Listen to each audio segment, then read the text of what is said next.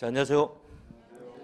자, 오늘부터 이제 본격적으로 시험에 나오는 이제 기본서 강의가 시작되는데요. 뭐 오늘 처음 오신 분들도 있기 때문에 자, 통성명 하고 들어가겠습니다. 자, 제가 담당하는 과목은 우리가 2차 과목에서 공동주택 관리 실무고요. 자, 제 이름은 시험에는 안 나온다겠죠? 그렇지만 이름은 알아두자겠습니다. 이름 뭡니까? 김영곤. 그다음에 이제 별명이 있었죠. 별명 뭐가 있습니까?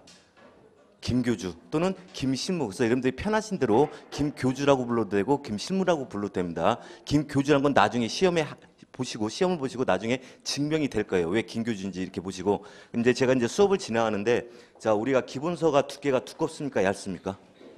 상당히 두껍죠. 근데 관리시험에는 자, 각 과목당 40문제에서 출제가 되는데 이 기본서 이렇게 두꺼운데도 여기에서 없는 내용이 무려 한 6문제 내지 8문제가 또 출제가 됩니다. 그만큼 범위가 상당히 넓어요. 그럼 이 안에서 제시되는 법률만 우리가 40가지예요. 근데 관리시험은 법률만 출제되는 게 아니라 이론 문제도 같이 출제가 되죠. 그래서 죽었다 깨나도 2달 안에 진도를 맞출 수 없어요. 그럼 관리시험은 이제 출제 유형이 어떻게 출제가 되냐? 행정관리와 시설관리로 구분이 됩니다. 그래서 행정관리가 20문제, 시설관리가 20문제가 돼요. 자, 그러면 앞으로 우리가 수업을 진행할 때 기본서가 두 과정이죠. 1, 2월 달, 3, 4월 자, 아니 우리 11월, 12월 그러면 1, 2월 달 강의로 진행이 될 겁니다. 그럼 우리가 일단 관리실무가 15회 때 출제 유형을 보니까 굉장히 문제가 자, 지역적인 문제보다도 종합적인 문제가 많이 출제가 됐어요. 그러니까 여기서 지문 하나, 저기서 지문 하나. 그러니까 지역적으로 공부하면 되는 게 아니라 종합적으로 우리가 공부를 해야 돼요. 공부를 해야 되고, 그다음에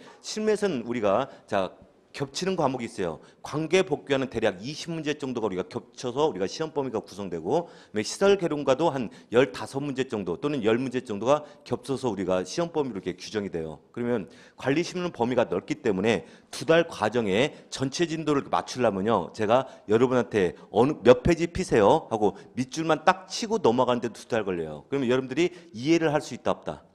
없어요. 그럼 우리 시험은 자 이해를 동반해서 공부를 해야 되기 때문에 밑줄 치는 건 우리가 의미가 없어요. 그다음에 일단 우리가 시험 제도가 아직 발표는 안 됐지만 뭐 15회 때처럼 1차와 2차가 구분돼 시시하죠. 그럼 여러분들은 1차에 합격만 하시면 2차를 7, 8월 달에 집중적으로 또 공부할 시간이 있어요. 그럼 여러분들이 미리 동영상을 통해서 예습할 자료를 만들기 위해서 제가 진도를 11월, 12월과 1, 2월 달 나눠서 나갈 겁니다. 어떻게 나갈 거냐? 행정관리는 자 11월, 12월 달 나갈 거예요. 왜 그러냐?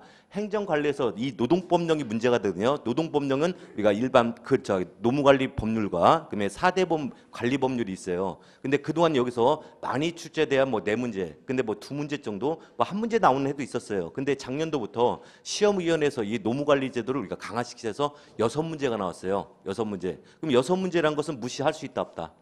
한 과목에서 6문제 무시 못하는 겁니다. 근데 그쪽이 연관된 법률이 15가지예요. 근데 15가지 설명하는데도 우리가 대략 3주 정도 걸리거든요. 그렇다 보니까 이 노무관리 쪽은 자세히 설명을 하지 않으면 여러분이 이해를 못해요. 그렇기 때문에 일단 진도는 자 11월, 12월 달은 행정관리에서 우리가 시설관리 일부까지 들어갈 거예요. 이 부분은 여러분들이 2차 과목인 관계복귀와 같이 연관되는 부분입니다. 그렇지만 관리심 더 깊이 들어갑니다. 그러면 자 1, 2월 달에는 여러분들 어차피 자 1차에서 살아남으셔야 되죠. 그러면 자 1차 과목 중에 가장 어려운 과목이 무슨 과목입니까? 아, 민법 회계가 어려워요.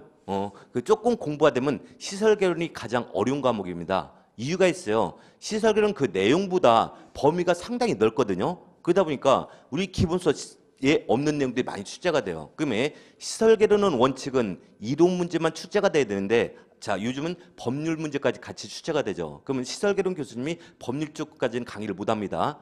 그럼 결국은 그쪽도 어디서 해야 돼요? 실무에서 또 도와줘야 돼요. 그러면 관계복귀 시간에 자법이란 거 있죠. 근데 관계복귀 교수님들은 이 자법이라는 게 설비와 관련된 법률인데 설비 쪽을 잘 모르니까 설명을 잘 못해요. 그럼 어차피 실무에서 또 정리를 해야 되거든요. 그래서 여러분들이 실무에서 이제 우리가 시설 관련해서는 이론 문제와 자 법률 문제를 같이 설명하다 보니까 이쪽도 만만치 않습니다. 그래서 자 1, 2월까지는 우리가 여러분들 1차 과목인 자 시설 개론을 도와주기 위해서 일단 자 나눠서 우리가 시설 관리 이렇게 나가는 방향으로 진행하겠습니다. 자 여기에 대해서 이의가 있으신 분 손 들어 보세요. 응? 아니 제가 의견을 물어보잖아요. 그때 뭐라고 대답했어요? 네 마음대로 하세요 하는 겁니다. 저는 의견을 묻는 게 아니라 제 그냥 의견을 전달할 뿐이에요. 자, 그럼 지금부터 진도를 나가겠습니다. 그다음에 저는 수업 시간에 노트 필기하는 거 굉장히 싫어요. 필기하다 보면 그 수업 시간에 설명한 내용을 다 잊어버리고 쉬는 시간을 와서 엉뚱한 질문을 합니다. 그래서 제가 오늘 수업할 때 꼭 갖고 올 거 두 가지 있었죠. 뭐뭐 갖고 오랬습니까? 형광펜하고 그다음에 자신감, 열정을 갖고 오랬죠. 열정 갖고 오셨습니까? 네, 갖고 오셨어요? 형광펜 갖고 오시고 그다음에 오늘 서브노트 나갔죠. 자, 이 서브노트 없으신 분은 제 카페에 가입하셔서 카페에서 출력 받으셔도 되고 그다음에 우리가 중요한 포인트는 이 서브노트에 다 담아놨어요. 그다음에 중요한 포인트가 되는 것은 우리가 굵은 글씨로 해놨기 때문에 그 부분을 이름이 강조해서 나중에 우리가 요약지 대용을 사용하면 되겠습니다. 별도로 필기하지 마시고 자 여기서 제가 이제 자 지문에서 자 설명할 때 노란 줄 이게 쳐 있는 부분에다만 형광펜을 이렇게 긁어놓고 설명을 우리가 들으시면 되겠어요. 자 그럼 첫 번째 우리 기본서 자 24페이지 보세요.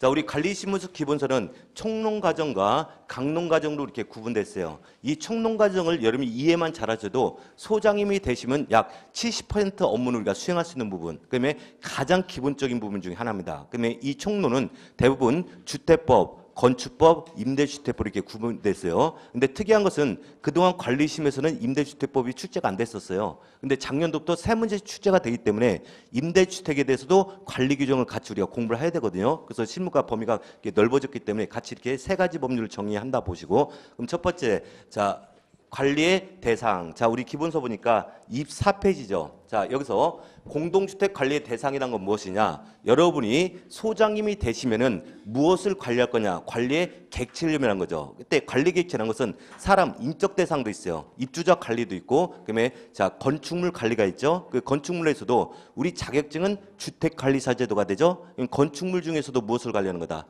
주택. 그래서 관리의 대상이라는 건 이제 주택에 대해서 알아보는 겁니다. 그럼 첫 번째, 주택이 무엇이냐? 주택의 정의가 나오죠. 이것은 주택법 제2조 정의 규정에서 규정을 하고 있어요. 근데 이 주택의 정의는 시험에 나오는 경우도 있고 안 나오는 경우도 있어요. 그렇지만 가장 기본적인 개념이기 때문에 이 내용은 잘 이해를 하셔야 돼요. 그럼 여기서는 두 가지 유형으로 출제가 됩니다. 주택의 정의는 전체 지문을 시험 지문에 띄워놓고 옳은 지문인지 틀린 지문인지 근데 전체 지문이 나왔다는 것은 그건 무조건 오가 되는 지문이에요. 그렇지만 이제 구분적인 이 구성관계를 구분을 물어볼 때 이게 틀리게 제시될 수도 있죠. 그럼 한번 정의를 보겠습니다. 주택법에서 주택이란 세대의 구성원이 장기간 독립된 주거 생활을 할 수 있는 구조로 된 건축물의 전부 또는 일부 및 그 부속 토지를 말하며 그럼 여기까지가 그러니까 주택법상 정의가 되고 그러면 주택법에서는 주택을 구분하겠답니다. 어떻게 구분하냐? 단독주택과 공동주택으로 구분한다. 이게 주택법에서 정의된 규정이죠. 그럼 자 여기서 그러면 주택의 정의를 보니까 몇 가지 구성 요건을 갖췄을 때만 주택법상 주택이 될 수 있대요. 그럼 그 구성 요건을 한번 보실까요? 첫 번째, 자 주택은 건축물로서 거주의 주체가 누가 되냐? 세대의 구성원, 즉 세대의 세대원들이 거주하는 곳을 우리가 주택으로 보겠다는 뜻이 되는 거죠. 그러면 세대의 구성원들이 거주하지 않는 곳은 주택이 될 수 있다 없다? 없다. 그럼 우리 생활 주변에 호텔이나 여관 등을 한번 연상해 보실까요? 호텔이나 여관 등에서는 사람이 주거를 할 수 있습니까 없습니까? 있죠. 먹고 자고 할 수 있죠. 근데 호텔이나 여관이라는 건축물에는 그 건축물에는 자 구성원들이 세대의 구성원들입니까? 타인들입니까? 타인들이죠. 그러면 주택이 될 수 있다 없다?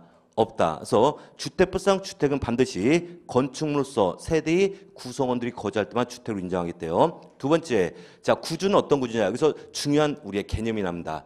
주택법상 주택은 반드시 장기간 독립된 주거 생활을 할 수 있는 구조가 된다. 그래서 거주 기간을 우리가 단기간으로 목적하는 게 아니라 장기간이에요. 그래서 주택은 우리가 건축물로서 반영구적인 성격을 갖고 있는데 여기서 개념은 뭐냐? 반드시 독립된 주거 생활을 할 수 있는 구조. 그래서 독립됐다는 건 뭐냐? 세대의 구성원들이 다른 세대의 구성원들로부터 사생활에 보호를 받을 수 있는 구조가 된다는 거죠. 그래서 좀 이따 보실 건데 여기서 독립된 주거를 할 땐 반드시 침실은 반드시 따라가는 겁니다. 근데 무엇을 갖고 구분하냐? 부엌과 그다음에 욕실을 가지고 우리가 독립된 주거 형태를 있다 보면 구분할 겁니다. 그래서 독립된 주거 생활을 할 수 있는 거죠. 자 그러면 독립되지 아니한 건축물은 주택이 될 수 있다 없다? 주택이 될 수 없습니다. 그러면 여러분들이 머릿속에 한번 연상을 해보실까요? 기숙사라는 게 있거든요. 기숙사라는 것은 건축법상 공동주택에 해당됩니다. 근데 기숙사라는 것은 출입문을 우리가 공동으로 이용하죠. 욕실도 공동으로 사용하죠. 자, 치사시설도 우리가 공동구조로 돼 있죠. 공동사. 그럼 독립된 주거 형태도 아니다. 아니죠. 그럼 기숙사라는 것은 주택법상 주택이 될 수 있습니까? 없습니까? 주택법상 주택이 될 수 없어요. 반드시 주택법상 주택이 되기 위해서는 반드시 독립된 구조를 갖췄을 때만 주택법상 주택이 될 수 있습니다. 자, 세 번째. 근데 뭐 1번과 2번 구성 요건 갖고는 정답을 안 던져요. 세 번째에서는 정답이 나올 수 있습니다. 자, 주택법상 주택은 건축법상 건축물입니다. 건축물인데 건축물의 어느 부분이 주택이 되느냐? 건축물의 전부가 주택이 될 수도 있고 일부가 주택이 될 수 있답니다. 자, 이건 이런 개념이 되겠네요. 여러분 이제 민법 시간에 자, 물권편을 배울 거예요. 그럼 민법에 대원칙이 있습니다. 그게 뭐냐? 일물 일권주의라는 게 있어요. 자, 일물 일권주의다. 그러면 하나의 물건에 대해서는 몇 개의 권리만 인정하겠다. 하나의 권리만 인정하겠다. 그러면 민법상 이 건축물도 하나의 물건으로서 권리를 몇 개만 인정하겠다. 하나. 그래서 여러분들이 단독 주택을 구입을 하게 되면 소유권이 몇 개입니까? 하나로 되죠. 그러니까 자, 전부가 된다는 것은 우리가 단독 주택의 개념을 갖고 있어요. 소유권이 하나이다. 근데 민법의 특별법인 집합 건물의 소유 및 관리에 관한 법률에 보니까 하나의 물건이라도 구조상, 자, 이용상 독립이 돼 있더라. 그럼 그 독립된 부분에 대해서도 우리가 소유권을 인정하죠. 그 소유권을 뭐냐? 구분 소유권이라 표현합니다. 그러면 구분 소유권이 대상이 되는 물건 부분을 이걸 뭐냐? 이것을 전유 부분이라는 거죠. 자, 그럼 아파트를 연상해 보실까요? 아파트 501호가 있고 502호가 있어요. 자, 501호와 502호는 벽으로서 구분되어 있죠. 그러면 402호와는 벽으로서 구분되어 있죠. 그럼 구조상 독립이 돼 있다 안 돼 있다? 돼 있죠. 그럼 출입문도 우리가 단독으로 이용하죠. 그럼 구조사 이용상 독립되기 때문에 이 부분에도 소유권을 인정하겠다. 그렇기 때문에 아파트는 501호와 502호의 소유자가 달라지죠. 달라져? 그 때문에 주택법상 주택, 자, 이렇게 일부분도 주택이 될 수 있다는 뜻이 되는 거죠. 만약에 시험장 가셨습니다. 주택법상 주택은 건축물의 전부만을 의미한다. X죠. 일부만도 의미할 수 있다. 그럼 앞으로 제가 질문을 많이 던진다겠죠? 그럼 대답을 잘 해야 돼, 안 해야 돼요? 대답을 잘 해야 되는 첫 번째 이유. 김신무가 누구니까? 예? 교주자 보니까. 선배니까. 후배들이 선배 말을 잘 들어야 안 들어야 돼요? 여기서 주택관리사 자격증 갖고 계시는 분 손 들어보세요. 예? 없으니까 앉아 계시죠. 근데 저는 자격증을 갖고 있어요. 그럼 누가 선배입니까? 예, 제가 선배예요. 그러면 지금 보니까 이제 15회 합격생 대상으로 지금 공채 모집이 이루어지고 있어요. 15회 합격생들 계속 전화와 추천서 좀 써달라고. 근데 대답 않는 분은 안 써줘요. 그러니까 대답 잘 하셔야 돼요. 그래서 만약에 시험장 갔었는데 주택이란 건축물의 전부만을 의미한다면 X가 되죠. 전부도 될 수가 있고 일부도 될 수 있어요. 그다음에 자, 주택법상 주택은 건축물만을 의미하는 게 아니라 부속 토지까지 포함한다. 자, 이런 개념이 된 거죠. 자, 우리나라에서 주택을 구입을 하게 되면 등기를 몇 가지 합니까?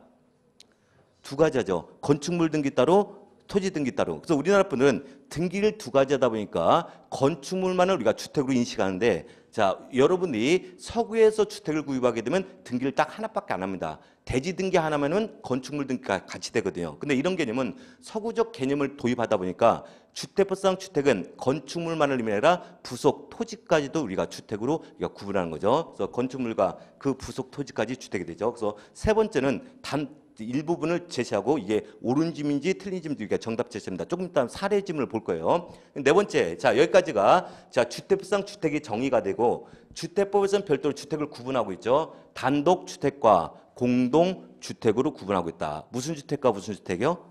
단독 주택과 공동 주택. 그럼 여기서 어떤 개념이냐? 건축물의 전부가 주택이 된다. 소유권이 몇 개인 주택? 하나, 단독 주택의 개념이 되고 일부가 된다. 구분 소유권이 인정된다. 이건 공동주택에 구분된 거죠. 자, 그러면 그동안 우리 시험에서 나왔던 지문이나 앞으로 예상되는 지문을 가지고 여러분이 한번 판단을 해보시는 겁니다. 자, 제가 이 기본적인 개념만 설명하고 그냥 넘어가면 여러분들이 시험장 가서 정답을 못 찾아요. 그럼 이런 지문이 어떻게 응용돼서 나오는지 자, 여러분들이 한번 응용을 위해서 이제 지문을 볼 겁니다. 그러면 여기서 OX 문제는 아마 수업 끝나고 나갈 거예요. 나갈 거기 때문에 별도로 적을 필요는 없습니다. 그럼 우리 시험에 나왔던 지문들을 한번 보실까요? 자, 첫 번째, 주택에는 건축물에 부속되는 토지도 포함한다. 맞습니까? 그래서 주택법상 주택은 건축물만을 매개라 건축물에 부속 토지까지 포함한다. 그럼 개념이 5가 되죠. 만약에 주택법상 주택은 건축물만을 의미하며 부속 토지는 포함하지 않는다. X가 되죠. 부속 토지 포함한다. 그래서 여기도 부속되는 토지도 포함돼서 있는 5로서 우리 시험에 나왔던 질문이죠. 두 번째, 주택법상 주택은 단독주택과 복합주택으로 구분한다. 틀렸죠. 무슨 주택과 무슨 주택으로 구분한다. 단독주택과 공동주택. 그래서 이렇게 단독주택과 복합주택으로 구분해서 우리 시험에도 X가 나왔어요. 그래서 일단 주택법에서는 주택을 크게 무슨 주택과 무슨 주택으로 구분한다. 단독주택과 공동주택. 자, 세 번째는 주택은 건축물의 전부만을 의미하며 일부는 될 수 없다. 틀렸죠. 건축물의 전부도 될 수 있고 일부도 될 수 있다는 거죠. 그래서 세 번째 같은 건 앞으로 우리가 예상되는 지문 중에 하나가 됐습니다. 자, 그럼 여기까지 해서 주택법상 정의인데 일단 자, 우리 시험에서는 전체 지문이 나오는 경우가 있다고 그랬어요. 그럼 5가 된다, X가 된다. 5가 돼요. 근데 이제 부분적으로 제시가 될 때는 우리가 X로 될 수도 있고, 그러면 우리는 주택관리사 제도로서 주택의 개념 정도는 반드시 여러분이 꼭 이해를 하셔야 돼요. 그래서 주택법상 주택이란 세대의 구성원이 장기간 독립된 주거 생활을 할 수 있는 구조로 된 건축물의 전부 또는 일부 및 부속 토지를 말하며 무엇과 무엇으로 구분한다? 단독주택과 공동주택을 구분한다. 기억하시고. 그럼 두 번째 정의할 건 뭐냐?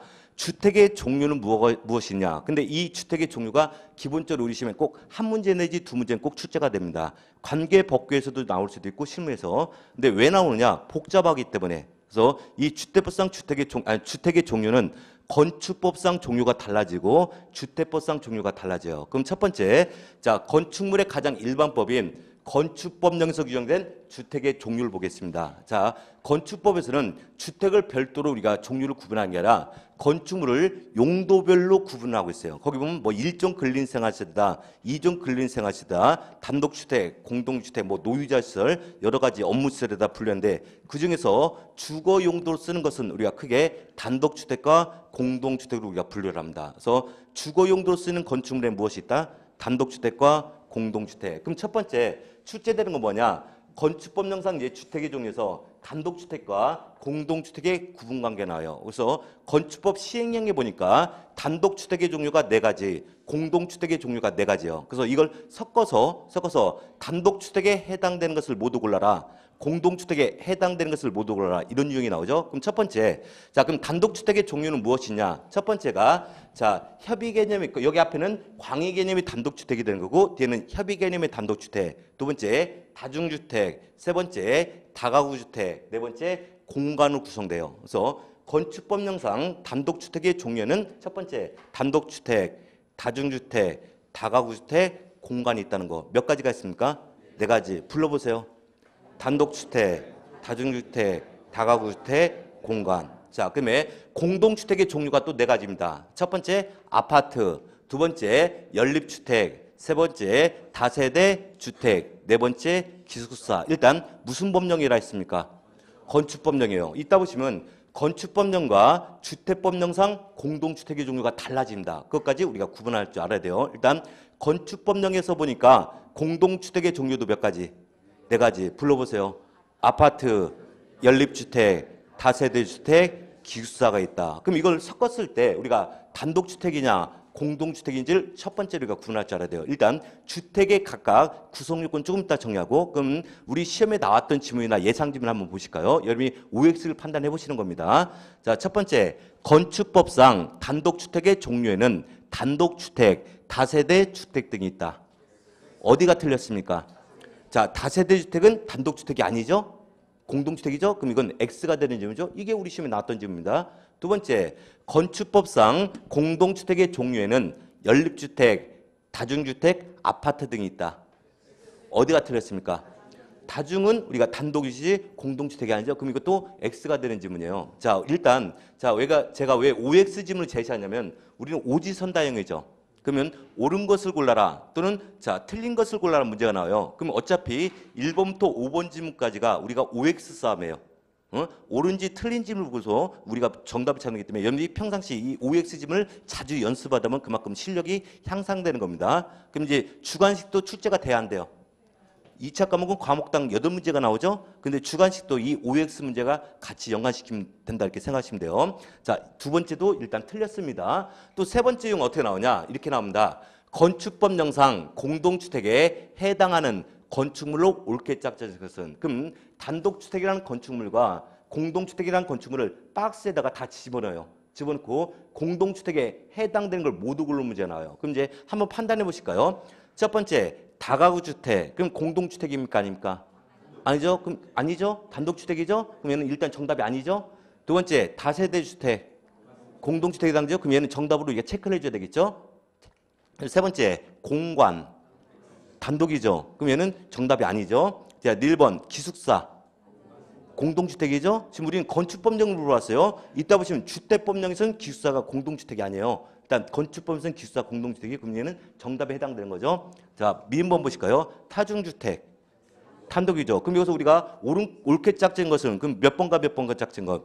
1번과 1번. 이게 세 가지 중이에요. 그래서 지문에서 전체 지문을 단독과 공동주택을 섞어서 고르는 옳은 지문인지 틀린 지문인지. 두 번째, 섞었을 때 공동주택에 해당되는 걸 모두 골라라. 단독주택에 해당되는 걸 모두 골라라. 그럼 이걸 두 가지를 구분할 줄 아셔야 돼요. 자, 건축법상 단독주택의 종류 4가지 불러보세요.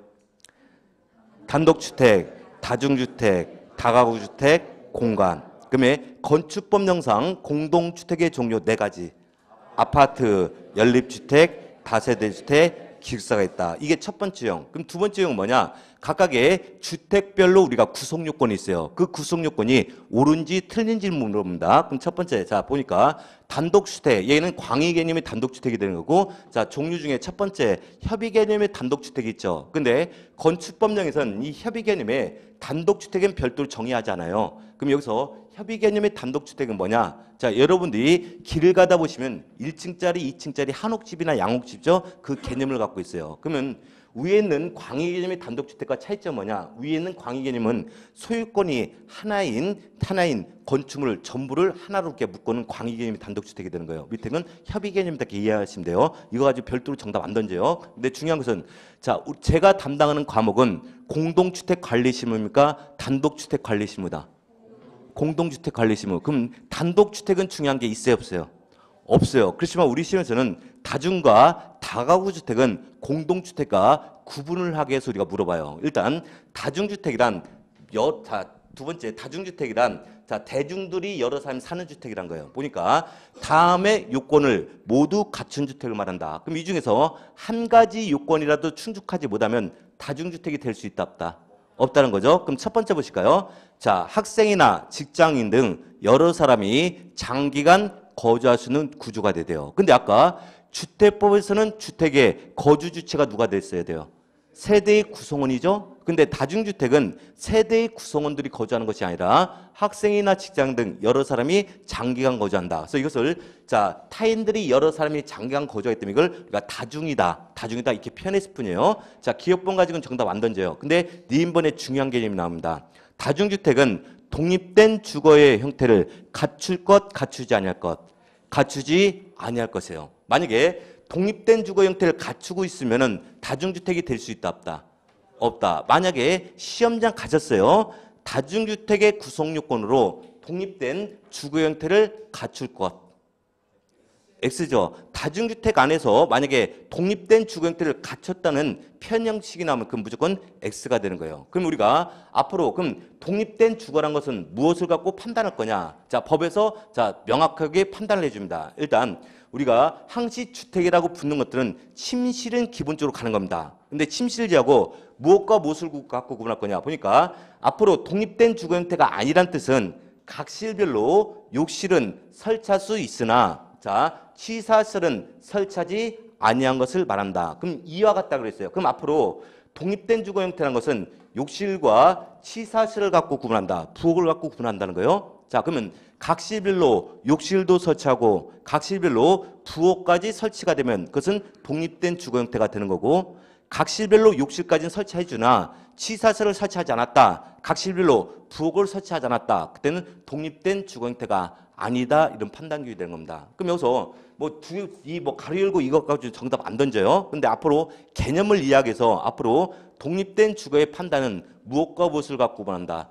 욕실과 부엌이에요. 취사실은 부엌이라고 개념하면 돼요. 그럼 주차장 등은 독립된 주거의 구성 요건이다, 아니다? 아닙니다. 욕실과 부엌을 갖고 구분해요. 근데 우리 시험에서는 이걸 가지고 이제 끄집어내는 거예요. 자, 다중주택은 독립된 주거 형태를 갖출 것. X가 되죠. 독립된 주거 형태를 갖추잖아요. 그럼 세 번째, 규모. 그럼 여기서 가장 중요한 것은 규모가 돼요. 왜냐면 주택별로 규모가 달라지기 때문에. 자, 일단 다중주택의 면적은 연면적으로 계산합니다. 연면적은 각 층 바닥 면적이 합계가 돼요. 지하층을 포함한 각 층 바닥 면적 합계인 연면적이 330제곱미터 이하. 그러면 이따 보시면 다른 주택들은 면적을 계산할 때 숫자가 다 660으로 제시가 되거든요. 근데 다중주택은 얼마로 제시된다? 330이에요. 물론 면적의 산정 방법은 달라지면 일단 숫자가 중요한 겁니다. 그러면 층수가 몇 층 이하다? 3층 이하 돼요. 그럼 우리가 층수를 산정할 때는 층이라고 산정하는 게 있고, 층이라고 산정이 있고, 그다음에 계층이라고 산정하는 게 있어요. 그럼 일단 층수를 산정할 때는 우리가 지하층은 포함한다, 제한다. 지하층은 제외가 돼요. 순수하게 지상층에서만 따지는 거거든요. 따질 때, 자, 층이라고 표현한 것은 건물의 물리적인 층수, 즉 지상에 있는 모든 층수를 따질 때는 우리가 층이라고 표현해줘요. 근데 계층이라고 표현한 건 뭐냐? 하나의 건축물 안에서 특정한 층수만을 계산할 때 우리가 계층이라고 표현한 것 뿐이에요. 근데 이건 중요한 개념이다. 이따 보시면 층이라고 표현한 게 있고 계층이라는 거 표현하죠. 그래서 특정한 층수만을 딸 때 뭐라 표현한다?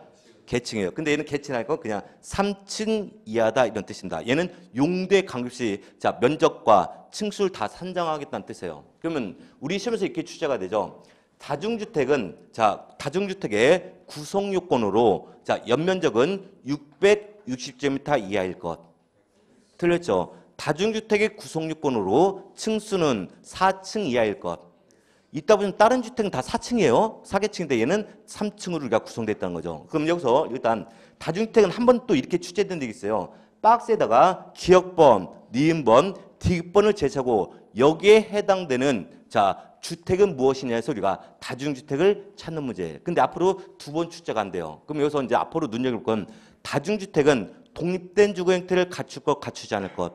갖추지 않을 것. 만약에 갖췄다는 표현 형식이 나면 그건 X가 되는 거죠. 자, 면적 기준에 했을 때는 얼마 이하다?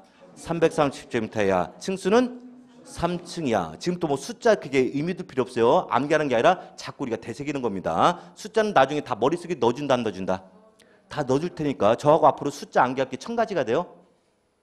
1000개? 근데 걱정할 필요 없어요. 다 넣어줄 테니까. 자, 넘어갑니다. 자, 세 번째, 다가구주택. 얘는 세대라고 표현하지 않았어요. 다가구주택. 그럼 얘는 여러 가구가 살고 있는 주택이라는 뜻이 되는 거죠. 자, 다음의 요건을 모두 갖춘 주택으로서 공동주택에 해당하지 아니한 것을 말한다. 그럼 우리가 지금 무슨 주택의 종류를 보고 있어요? 단독주택. 근데 여기는 한 번 더 강조를 해주죠. 다음의 요건을 모두 갖추되 공동주택에 해당되는 경우, 해당되지 않는 경우.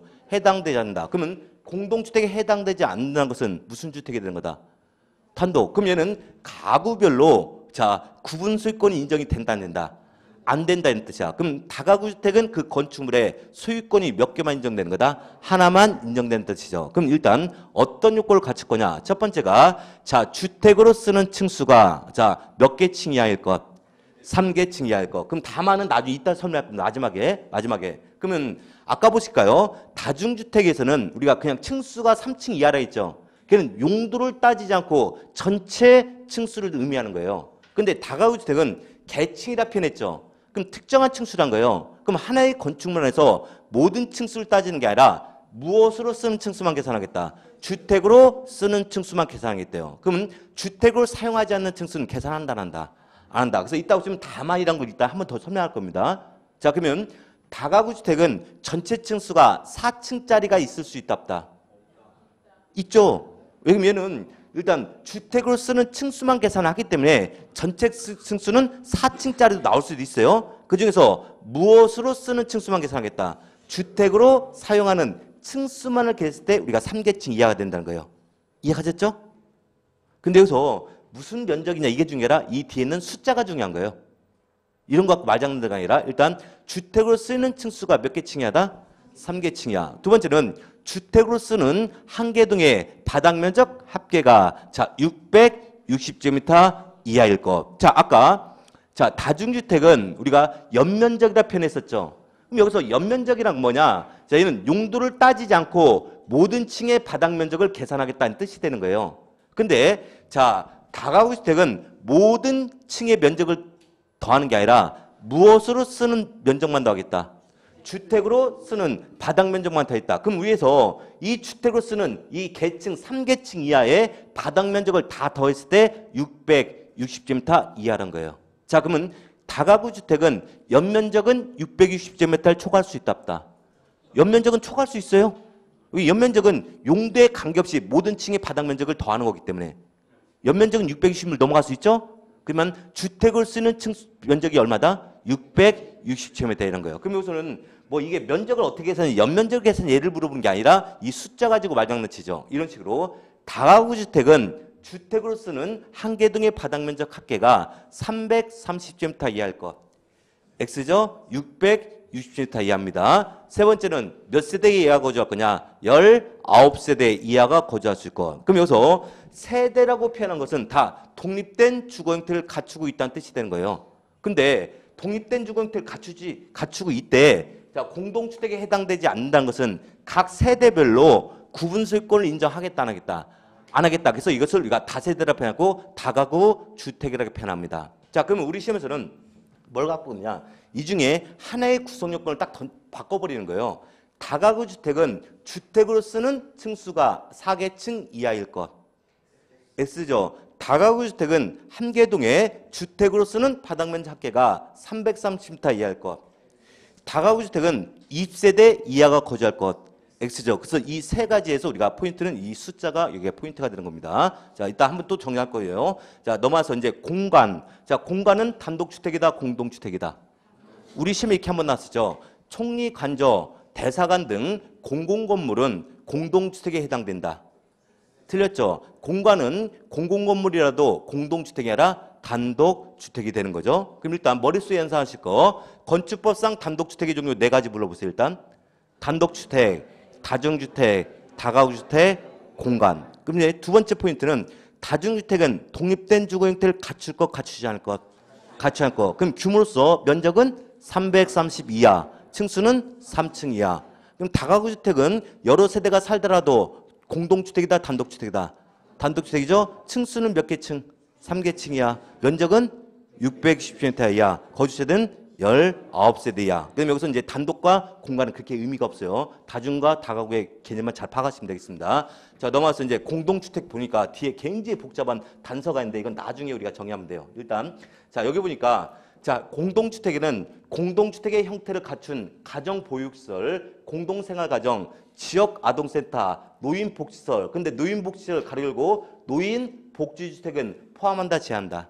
제한다. 왜 그러냐? 이따 보시면 노인복지주택은요. 이것은 주택이 아니라 준주택으로 분류가 돼요. 주택이 아니기 때문에 노인복지시설은 공동주택에 해당될 수 있지만 노인복지시설 중 노인복지주택은 우리가 공동주택에 해당되지 않는다 이런 뜻을 갖고 있어요. 자, 그러면 주택법 시행령에 따른 원룸형주택을 포함한다. 그래서 원룸형주택은 주택법상 규정이라도 단독주택 우리가 공동주택에 건축법에 포함시켜줬다 이런 뜻이 된 거예요. 근데 이건 뭐 개념이 아니라 일단 첫 번째 한번 보실까요? 자, 공동주택이 무엇이냐? 아파트란 게 있어요. 근데 아파트는 보니까 자, 얘는 면적은 따지지 않습니다. 얘는 건축물의 층수만을 갖고 구분해요. 보니까 자, 주택으로 쓰는 층수가 몇 개층이야일 것? 5계층. 그럼 포인트는 뭐냐? 5계층이 아니라 5계층 이상이란 거예요. 그러면 아파트가 되기 위해서는 하나의 건축물이 최소한 몇 층짜리 돼야 됩니까? 5층짜리가 돼야 돼요. 4층짜리 아파트 있을 수 있다 없다?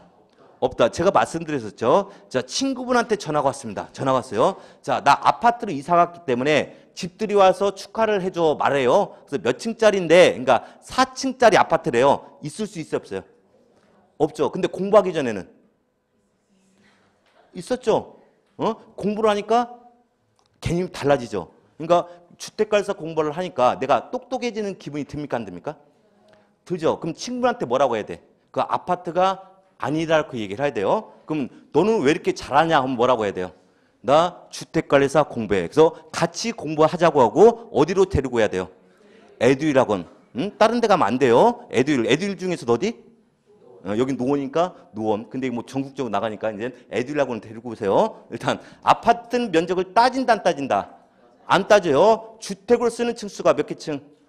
5개 층 이상. 그래서 우리 시험에서 많이 나오진 않아요. 얘는 간단하기 때문에. 근데 우리 시험에서 가장 많이 나오는 공동주택은 뭐냐? 연립주택과 다세대 주택이 돼요. 조금 이따 보시면 단어 몇 개 차이 나니까. 일단 연립주택은 단독주택이다, 공동주택이다.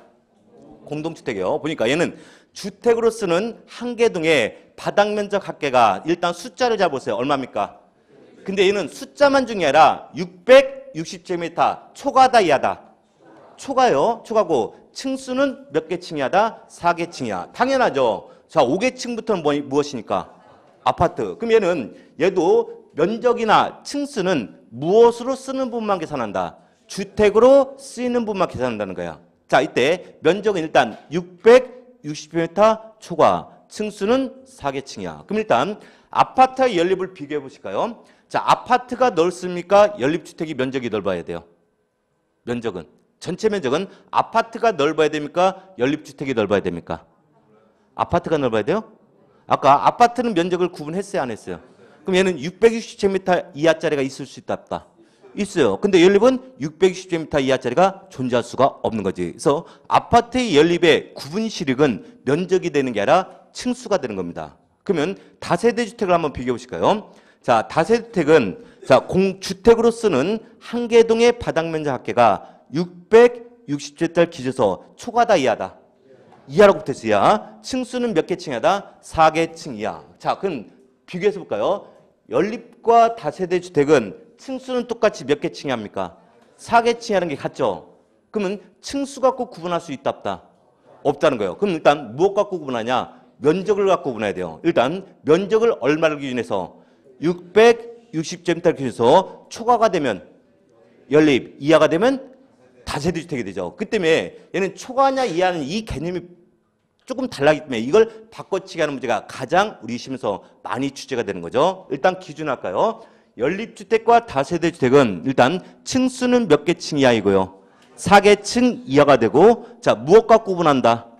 면적 얼마 기준에서 660에서 초과가 되면 연립주택 이하가 되면 다세대 주택. 그럼 이런 거는 우리 시험에 주관식으로 나올 수 있어요. 연립주택 딱 던지고 660 가로치고 4 가로치고 이걸 또 써놓는 문제 같은 거. 특히 여기서는 자, 이 면적 기준. 근데 우리는 항식 공법을 공부할 때는 이 숫자만 중요한 게 아니라 숫자 뒤에 붙는 이하냐 초과냐 또는 미만이냐 이상이냐 이것까지 우리가 개념을 잘 이해를 하셔야 되는 거예요. 특히 공동주택에서는 연립과 다세대주택을 우리가 주목을 하셔야 돼요. 이게 가장 정답으로 많이 제시되기 때문에 헷갈리기 때문에. 마지막으로 기숙사가 나왔어요. 기숙사. 학교 또는 공장 등의 학생 또는 종업원 등을 위하여 쓰는 것으로서 얘도 자, 세대의 구성원들이 거주하는 게 아니라 학생이나 종업원들이 쓴다는 거죠. 자, 공동치사 등을 할 수 있는 구조를 갖추되. 그럼 여기서 공동치사 등을 할 수 있는 구조란 것은 각 실별로 치사설이 설치가 됐다 안 됐다?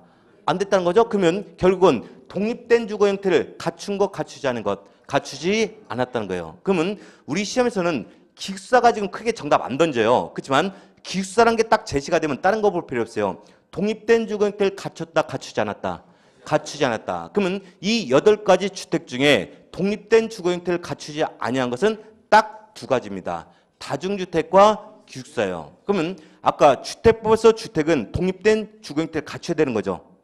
그러면 자, 기숙사하고 자, 다중주택은 독립된 주거 형태를 갖추지 못했죠? 그럼 주택법상 주택이 될 수 있다 없다? 없다. 그럼 얘는 무슨 법상? 건축법에서만 우리가 인용이 되는 거죠. 자, 그래서 일단 기숙사라는 것은 무슨 법의 기준을 할 때만 공동주택이다? 건축법령. 그다음에 자, 그다음에 독립된 주거 형태를 갖췄다, 갖추지 않았다? 갖추지 않았다. 이해하시고요. 자, 그다음에 1번. 자, 일단 개념 가지셔야죠. 자, 공동주택의 종류 4가지 불러보세요. 아파트, 연립주택, 다세대주택, 기숙사. 아파트 층수 5계층 이상. 자, 연립과 다세대. 자, 면적 얼마를 기준해서?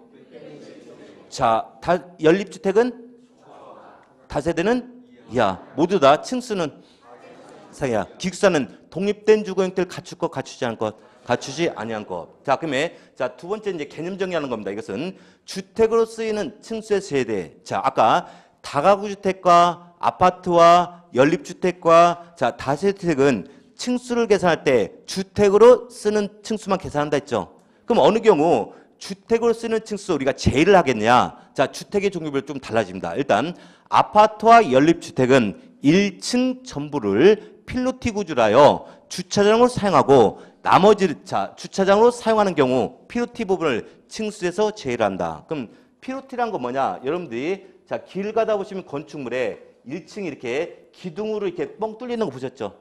이걸 필로티 구조란 거야. 근데 아파트의 연립주택은 이렇게 1층 전부를 필로티 구조라요. 무슨 용도로 사용하더라? 주차장. 근데 주차장은 건축물에 부속되는 부분이거든요. 얘도 건축물이니까 주택에 포함이 되는 거다, 안 되는 거다? 원칙은 주차장도 부대설로서 주택에 포함이 되는 거예요. 그렇지만 얘는 도시적에선 주차 공간이 넓다, 좁다? 좁다 보니까 주차 공간 확보 목적으로 우리가 특례로 쓰인다는 거예요. 그래서 아파트 연립주택은 일단 1층 전부를 필로티 구조라요. 무슨 용도로 사용하더라? 주차장 용도로 사용할 땐 층수에서 제일하겠다는 거예요. 만약에 아파트입니다. 1층 전부를 필로티 구조로 했어요. 근데 주차장이 아닌 다른 용도로 이용을 하겠대요. 그때는 포함을 시킨다, 제일한다? 포함해줘. 다만 무슨 용도로 사용할 때만? 주차장 용도로 사용할 때만 우리가 층수에서 제일한다, 이런 뜻이 되는 겁니다. 전부다, 일부다? 얘는 전부가 돼. 1층 전부. 1층 전부요. 자, 그러면 다세대주택과 다가구를 볼까요? 얘는 층수를 산정할 때 1층 바닥 면적의 2분의 1 이상을 필로티 구조라요. 주차장으로 사용하고 나머지를 주택 외의 용도로 사용하는 경우에는 층수에서 제일하겠다. 물론 다가구와 다세대 주택도 1층 전부를 필로티 구조라여 주차장 용도로 사용하더라도 그때도 제외가 돼요. 그렇지만 이 두 가지 면적이 다 620제곱미터 이하라는 단서가 있죠. 그럼 면적이 넓다, 좁다? 좁다는 뜻이야. 이하니까. 그렇기 때문에 얘는 최소한 얼마 이상을 필로티 구조로 한다? 2분의 1 이상을 필로티 구조라여 주차장으로 사용하고 나머지를 무슨 용도? 주택 외용도, 즉 상가 등으로 사용하더라도 층수에서 우리가 제외를 시켜주겠다, 이런 뜻이 된 거죠. 좀 자, 어려운 질문인데 잘 보세요. 다세대 주택은 층수를 산정할 때 1층 바닥 면적의 2분의 1 이상을 필로티 구조라여 주차장으로 사용하고 나머지 부분을 주택의 용도로 쓰는 경우에는 해당 층을 주택의 층수에서 제한한다.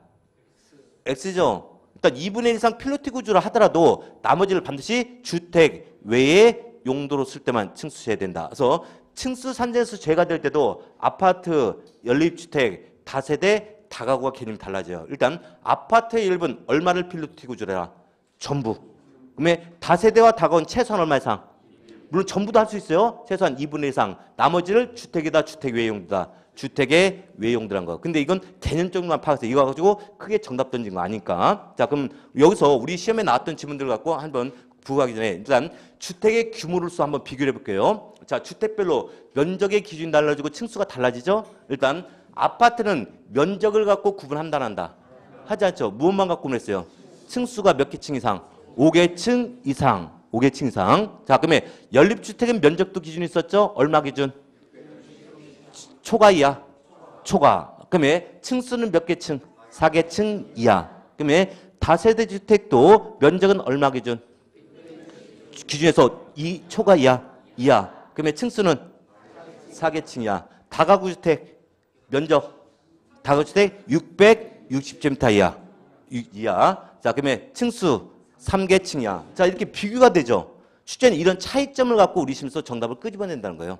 자, 다중주택은 일단 면적 산정과 달라지죠. 얘는 연면적 기준 합니다. 위에 있는 것은 면적을 산정할 때 무슨 부분? 주택으로 쓰는 부분.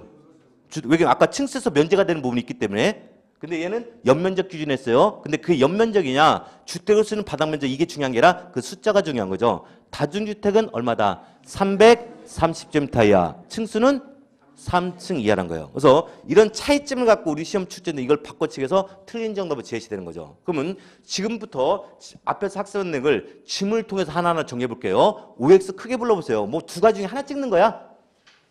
응? 뭐 오지선다에 찍는 것도 아니고 그 틀렸다고 쪽팔려 할 필요 있어 없어요? 없어요. 왜? 모르니까 나오는 거지. 응? 자, 틀릴수록 더 좋은 거예요. 왜? 그럼 쪽팔려서 머릿속에 더 잘 남는 거니까. 대답 크게 하세요. 나중에 추천장 날아갑니다. 지금 제 카페 들어가서 지금 막 그 공고 나오는 거 있잖아요. 지금 공채무집 제일 먼저 올리고 있어요. 다른 카페에 비해서도. 이거 나중에 돈 받아야 돼요. 응?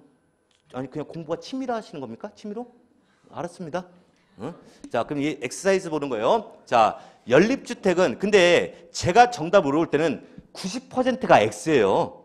응? X이기 때문에 둘 중에 찍어도 뭘 찍으면 들쪽팔려. X 이제 간혹 가다 이제 5가 나와서 문제가 돼요. 자, 보실까요? 자, 연립주택은 주택으로 쓰는 한 개동의 바닥 면적 합계가 660제곱미터 초과하고 맞았습니까? 자, 층수가 4개층 이하인 주택을 말한다. 5. 자, 10% 5도 나온다 그랬어요. 먼저 나왔을 뿐입니다. 자, 두 번째. 기숙사는 자, 학교 또는 공장 등의 학생 또는 종업원 등을 위하여 쓰는 것으로서 공동치사 등을 할 수 있는 구조를 갖추되 독립된 주거 형태를 갖춘 주택을 말한다. 어디가 틀렸습니까?